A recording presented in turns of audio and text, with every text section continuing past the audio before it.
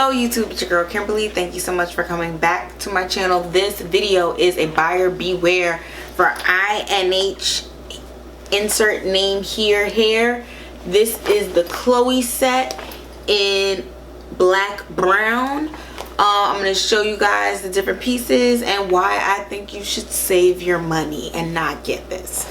Okay, so if you're like me, you get targeted for social media ads all the time for all the things, and wow, this is crazy. I actually just found another piece that I didn't even open, but this would not have helped. I'm not even sure what this is supposed to be. But basically what this is supposed to be is I will insert a picture here of me putting in my hair what it ultimately looked like. It's supposed to be a half pony and then clip-ins for the back. So for the last like year, I used to wear weaves all the time. Like I used to be a weave girl back in from 2008 to 2013-14. I used to wear weaves heavy. But what happened was in 2013, I started buying virgin hair, and clearly virgin hair is a more expensive investment. And then when you see these hairstylists chopping it up every time different ways to do a weave, and they kind of, I mean, they're doing what they to make it look the best, but it's not helping your investment.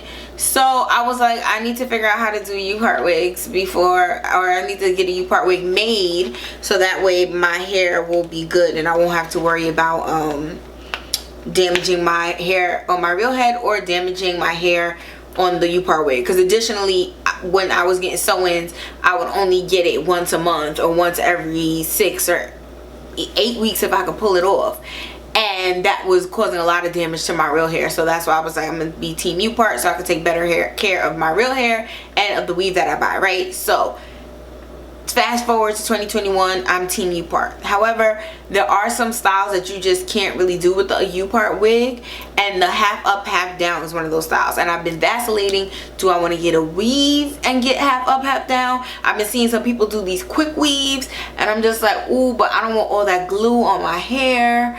So I'm just kind of trying to figure out what's a healthy way I could achieve that style, because I've been wanting it so bad. So I was like, I'm gonna get clip-ins and a little ponytail. So let's go through and show you the things. I'll start off with the ponytail. This is the ponytail section of the hair. I'm gonna try and balance the rest of the clip-ins on my legs. This is, as you can see, you got a lot of different textures going on. What I did was they say that if you put heat on the hair, once you put heat on it, that it will never go back to the original texture because it's Barbie doll hair basically. So because of that, I was scared to put heat on it, and I have not put heat on it. What I did instead was put flexi rods. So as you can see, this is the piece that goes around it, and this piece took to the flexi rod very well. It, as you can see, held that little barrel curl that the flexi rod is known for. Everybody else did their own thing. So you do have some pieces that curled well, like how the rest of the hair did, and then you had other pieces were just like, nah, I'm tinsel by any means necessary. So as you can look through, there's like 4 different kinds of curls in here, because each section decided on its own how it wanted to react to curling wands. So granted, I got this whole set for less than $100 because I had the coupon code, and you can't buy quality hair for less than $100, right? A pack of good hair at the beauty supply is gonna be 50, 60, 70. So to have a ponytail, which would be 1 pack, plus clip-ins, which would be a 2nd pack, at a quality price, that would be coming in at $200. However, I did not expect it to be this bad. So this is the ponytail. Let's go on to some of the clip-ins. This is the medium set of clip-ins. So the clips are really good. The wefts and everything are really well constructed. It's just that, like I said, this hair is Barbie doll hair. And a part of the issue with Barbie doll hair, one, all the hair is not reacting the same way across the weft, right? So this weft is probably the most uniform of them all, but look how the ends kind of reacted to the curling wand, curling rods, the flexi rods, compared to the roots, right?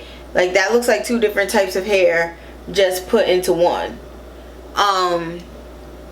So that was the medium weft. This is the short one.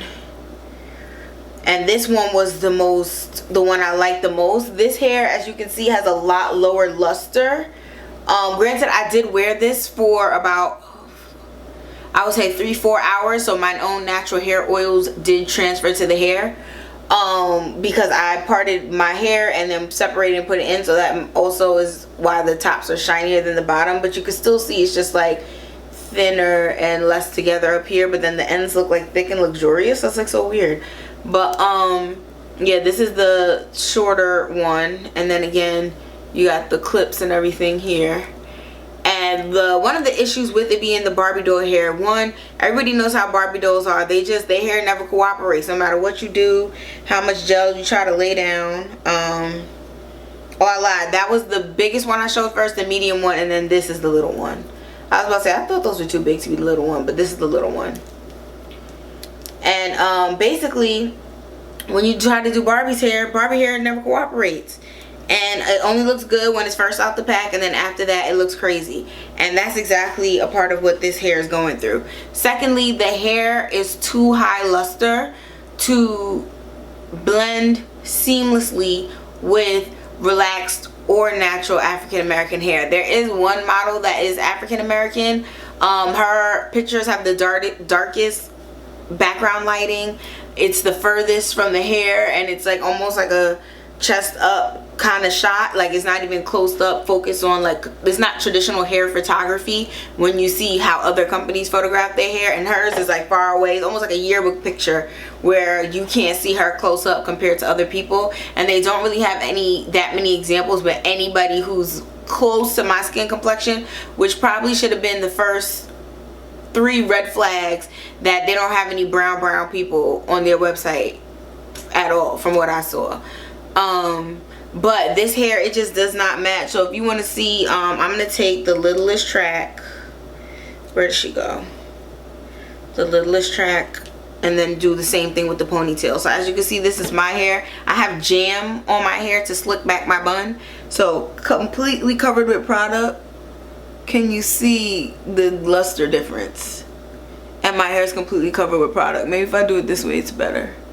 And this is the black brown set. I didn't want to get the jet black because I felt like that'd be too harsh, but this is a really black brown. So, but because the luster is so high, it just does not match well when you go to do the clip-ins. Now with the ponytail, what I could have done, I didn't do it because like I said, I just was trying it and was only gonna wear it for a couple hours to make sure she would stay on my head, to see if it was good, is I could have covered the front of my head with gel, and I could have made the front of my hair as shiny as this.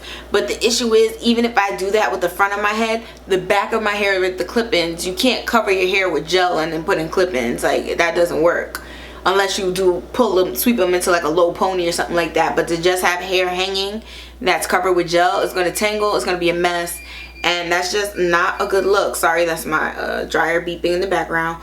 But as you can see, this hair is just not the best. But I'm going to come back and get into some more things real quick. Alright, y'all, so back to talking about this INH hair. The packaging that it came in was cute. It comes in like this little wardrobe kind of thing, so you can have it in there and keep it up.